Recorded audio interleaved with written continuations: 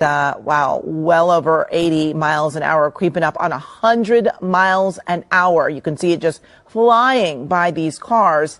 And it is not only dangerous to those other drivers, but certainly dangerous to this motorcyclist. These cars, the drivers don't know that it's coming up so fast. You can see, that motorcyclist appearing to kind of stand up there on the motorcycle there for a second. But, oh my gosh. Sniper in that puzzle. Big shout out to SPI, Spotter Low. You know, I'm in the black box. Had to come through, tap in, show love one time. Yeah, y'all make sure y'all subscribe. Stay tuned. All that. Black Box Productions, all that, and then some. Hit these YouTube streets, find a Conan, being one. Pull up on the Three Strikes production, man. What's my man name? Never knew his name, but always had a special affection for this movie because the homie was in it, Blue. And, Blue Da Vinci. So that was back in the beginning days of chasing celebrity and all that, right? So that was a movie, even though it was a black classic, in our circles, I think we watched it a little more than a lot of people. What's full name? Brian Hooks. So it just said Why He Disappeared was the title after Three Strikes. So I'm like, It seemed like he did have a face that could have went on in the industry that didn't quite go on as far as some of the others, especially the other dude in Three Strikes, the nigga that got him in all the trouble in the first place, and even Blue Da Vinci. His celebrity grew extremely large. I forget some of the other people in the movie. So I just said it's not a long video. Comedy Hype, I believe, is Hype, HYPE, a channel. With no further ado, let's see what they say the Three Strikes star has been up to. Now, the audience in, Willacoochee, Georgia was like, yo, what the Three Strikes do, man? When I think about Three Strikes with you on the cover, center cover, presented as if this is the next guy. This is the next star. He's gonna after that, what kind of, were you still on a roll, or did things kind of transition, slow down? When did you?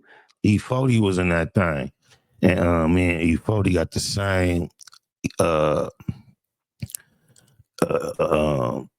entertainment lawyer. And I can remember watching the movies years later, realizing that he shouted out, you know how he be flipping words. The lawyer name was Bob Lieberman. But when he mentioned it, he said, yeah, I'll hook you up with a lawyer, man. He was like, Robert Lieberman, man. He flipped the name. When I watched it, I'm like, oh, he was talking about our lawyer. Shout out Bob Lieberman, shout out E40. When did you notice things slowed down for you in this space in terms of being in front of the camera? I think that's the thing for me.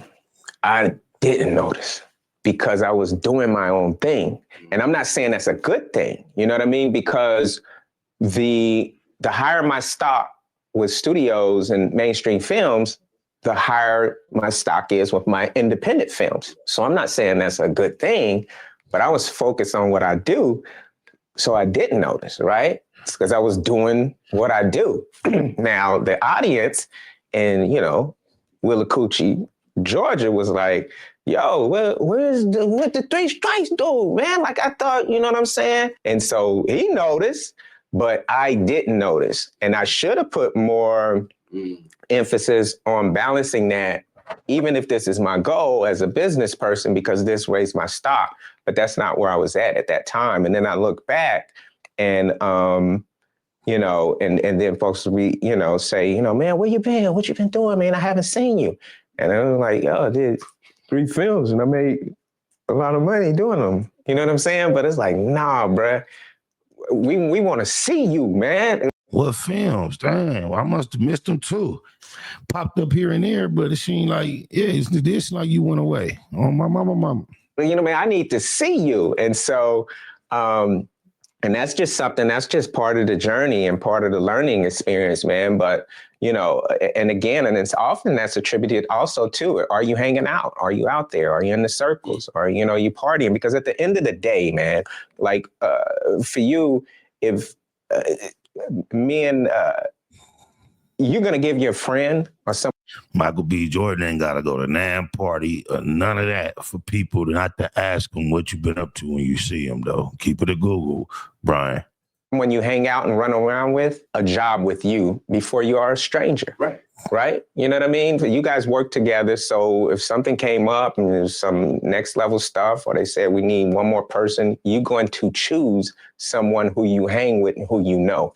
That's true, but that's not how the vast majority of the jobs in the industry are landed.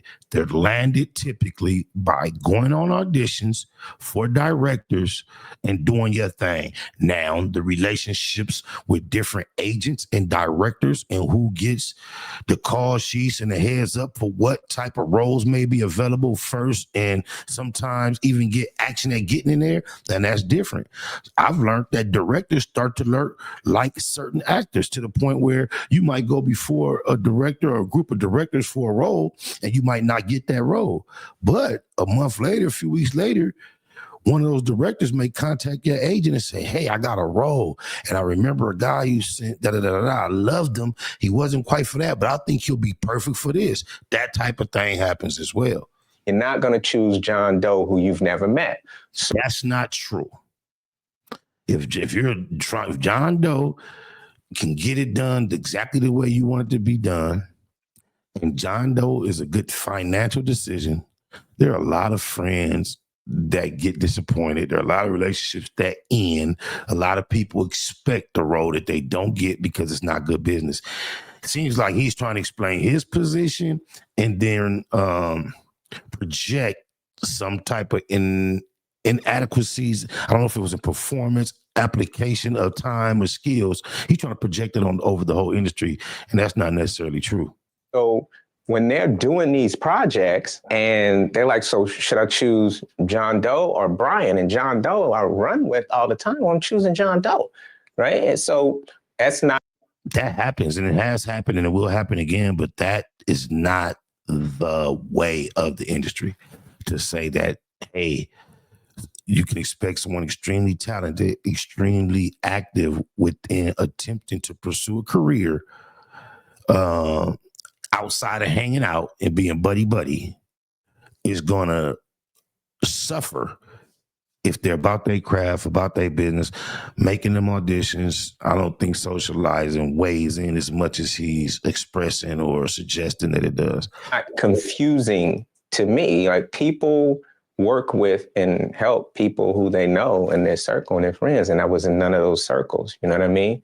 So, if it were like, if it was folks who I vibe with, then great. But again, I'm not going somewhere and pretending to be somebody I'm not, 2.5 hours just to appease anyone. Or I could definitely relate to that, though. And I can imagine he did miss out on some opportunities as myself did as well, by not, because I have learned that not being a go out type person, go out randomly, bump into somebody, bam, and it turned into a play immediately that I would have never bumped into, never thought of. They probably would have never thought of me, but as soon as they saw me, they thought of the opportunity and it cracked immediately. So that is an element of making shit happen too, not just to be like anti what he's saying, but I just think it's a broader spectrum of what takes place than just, if you ain't hanging out with niggas all in their face, then whoever is going to get all the roles. If that was the case, all the kiss ass suck ups, they'll be getting all the roles. Or whatever. Couple more questions. As far as Eve would be a moment in your career as well. Did that hit at the right time for you? How did that impact maybe what you were doing at that current moment? That's the great thing about being independent and me sort of steering my own ship. There was never, a conflict because I was in control of the independent things I was doing. So if something came up, I could stop, go do that, and then start back or work around that schedule because I make the other schedule. But Eve, man, that was an amazing time. And, and again, like I said before, that was when I was making a ton of money for just like showing up and showing out, bro. And we would go over to that Gower lot and I was put my PlayStation. Sunset and Gower. I know where you at. That's crazy because that's where my actual agent, Williams Talent Agency was. right across from the Roscoe's. That's crazy. Sunset and Gower. It's also a production studio.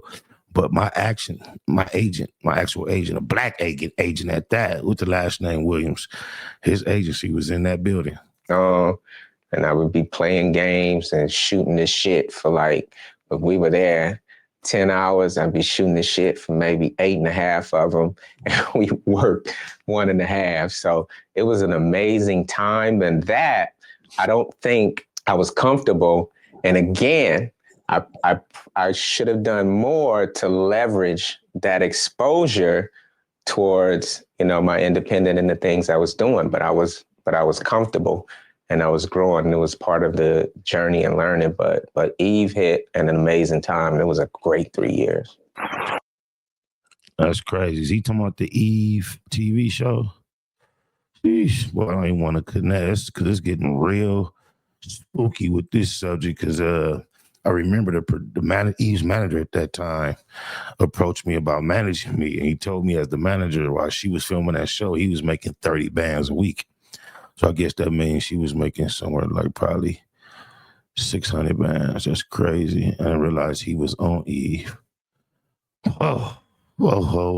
Decisions. He seems as if he was probably a lot more mature than the average person his age that he was working with. He still seems to be mature, business-minded, not with a lot of the bullshit. So I could relate to him not wanting to be in all the social circles. I'm just like Cuz in a lot of ways. But I think that there's a lot of people like that still get a lot of plays. Oh, my mama. So his grandparents there at your school? Grandparents. You didn't know I was your grandparent? Yeah, I was here. I know you were my grandparent. You didn't know Popo meant grandparent? Yeah, I know. You know now, huh? I love you. I love you too. You gotta go sit down where you're supposed to sit with your kid. Wasn't that puzzle. Big shout out to SPI, Spotter Low. I'm in the black box. Had to come through, tap in, show love one time. Yeah, y'all make sure y'all subscribe. Stay tuned. All that.